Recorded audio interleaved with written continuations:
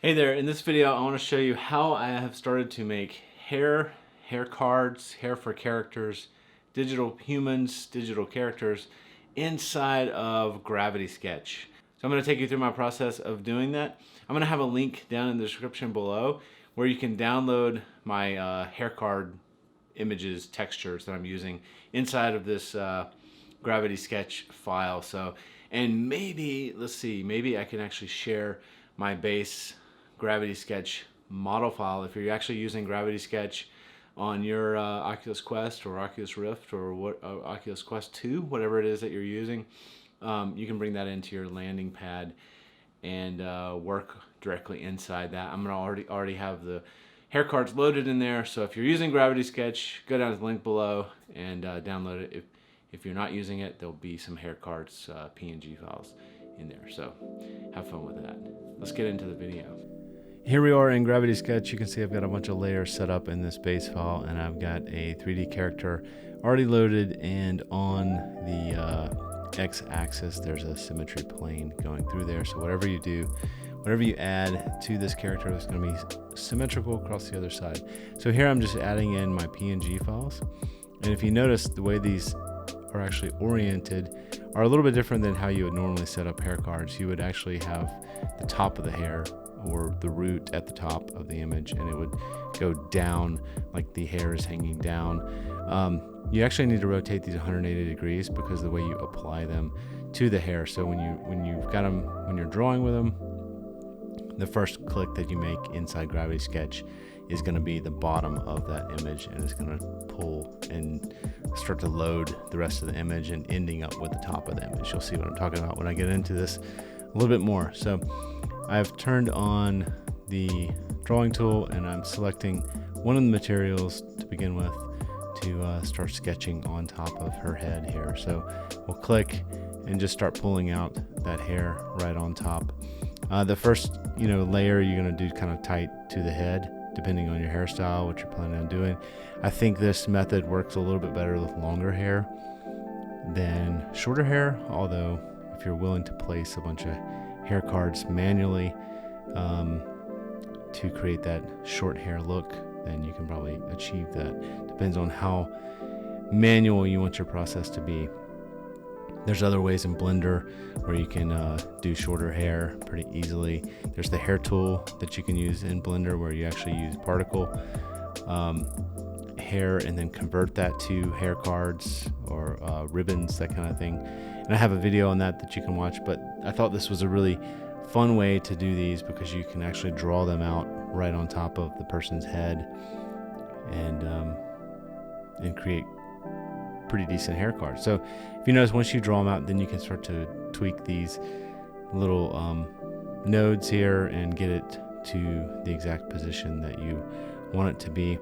Now you would normally think that you would want to maybe create this as a sub D material or a sub D surface, and unfortunately when you put these PNG files onto a sub D object, it just freaks out on the way the material looks. So you basically have to keep this as a non-sub D surface, as I guess it's maybe a NURB surface. So you can play around with that if you've got Gravity Sketch and see what seems to work best for you. So because this is still a very manual process, I'm going to speed some of this up, and when we get further along, I'll show you what some of the finished product looks like, or finished hair cards look like.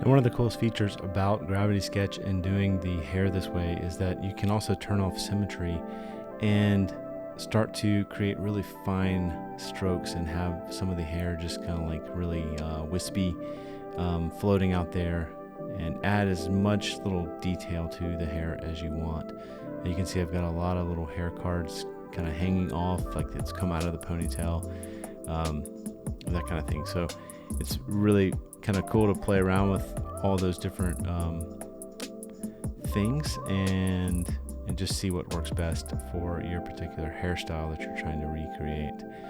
Now in this, I wanted to also try to see if I could make some braids using the same method. So I brought in a clump of hair, like a hair card that is more solid than all the other ones. All these others have very transparent sides to them. This one's very solid because I want to use a different approach and actually go to a brush that's got some thickness to it. So I'm going to set this stroke tool to have a little bit of taper to it, a little bit of roundness. Previously I was using the ribbon tool, which is on the right there. This one is going to use the circle. And you don't really need polar symmetry. I just turned that on and I ended up deleting those out. I wanted to see if I could create a braid with it, but it was a little tricky, so I ended up creating it by hand. So you can see the shape of the brush there. It's kind of like an oval, and as you click, you can just click and add points wherever you want. And I'm just creating like a rough outline right here, which I'm going to copy this element and basically braid it on itself. And the cool thing is also that you can, once you've got this shape, you can adjust the shape to a new shape that you want after the fact. So you can select nodes and then adjust them the thickness that you want, basically. So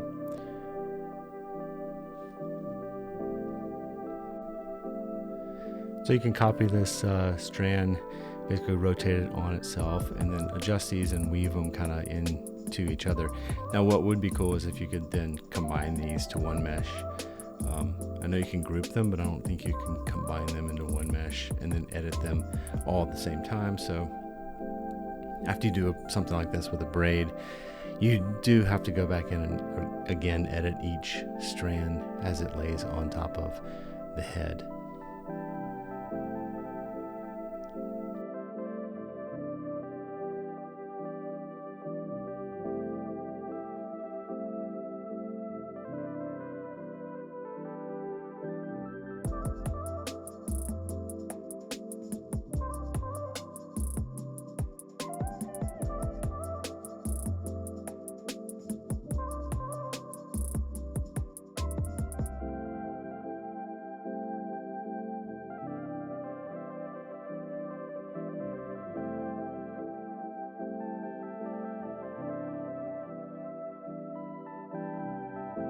Like the starting point off the front of her temple here, and then I'm going to basically adjust each one and lay it down on the side of her head and ending up into the ponytail there.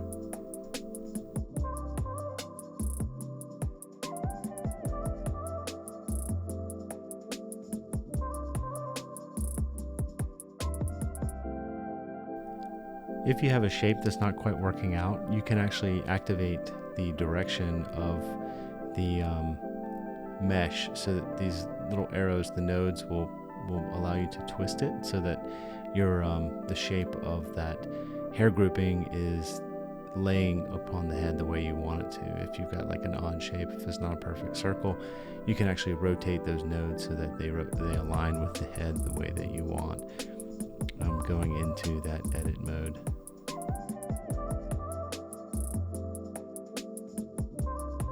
Again, because this can get kind of repetitive, I'm going to speed this section up, and I'll stop in just a minute.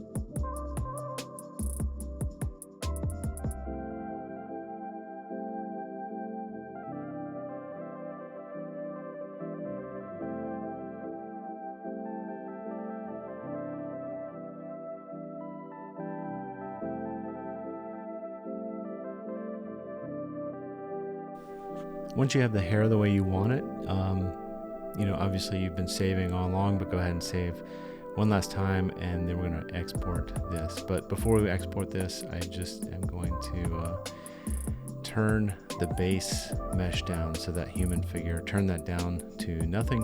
Whatever's set to 0 opacity is basically not going to export out. So I changed it to single-sided and welded vertices, and I'm going to up it to meters and OBJ and do export. So this takes a little bit of time to export the mesh out, but not that long, and you get a little zip file. So we'll take that zip file and go into Blender with it. All right, here we are in Blender. I'm going to import those hair cards, and you can see I've got some floating things out there that I was kind of messing around with. I'm going to just select all those and delete them out. We'll go into the shading setting tab, and I'm just going to find all my hair cards that you can get the opacity from. I'm going to take those and basically bring those in to the textures that are already in my gravity sketch that I imported here. So I'm going to copy these next to the ones from gravity sketch. That these hair cards get exported out when you export. And I'm just going to tie this color into the alpha channel, and then I'm going to set this to non-color, and I'm going to change this to show as alpha hashed. And there you go. You got some hair starting to take shape on this person. So each one of the hair cards creates its own material, so you just go through and do this process for each one.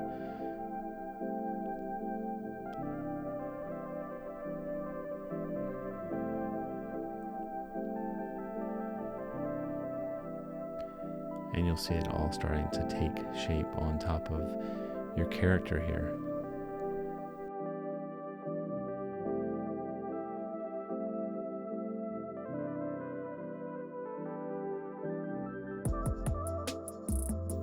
Now obviously the amount of time that you take with placing each hair card inside of VR, the better results you're going to get as far as like cleaning up and all that kind of stuff. I do have a scalp layer in here, so there's a scalp object right here, and I'm going to apply material to that, so basically you can't see her scalp through her hair. Some areas that might be a little thin, that kind of thing. So I'm going to add that image and the opacity that goes along with that as well.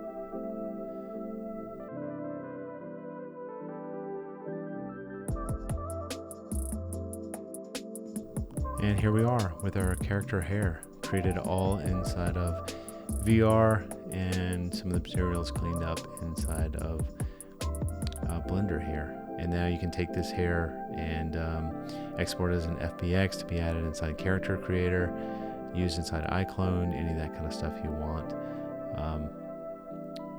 Yeah, pretty cool. And fun way to make hair. Probably the most fun way to make hair that I've found so far.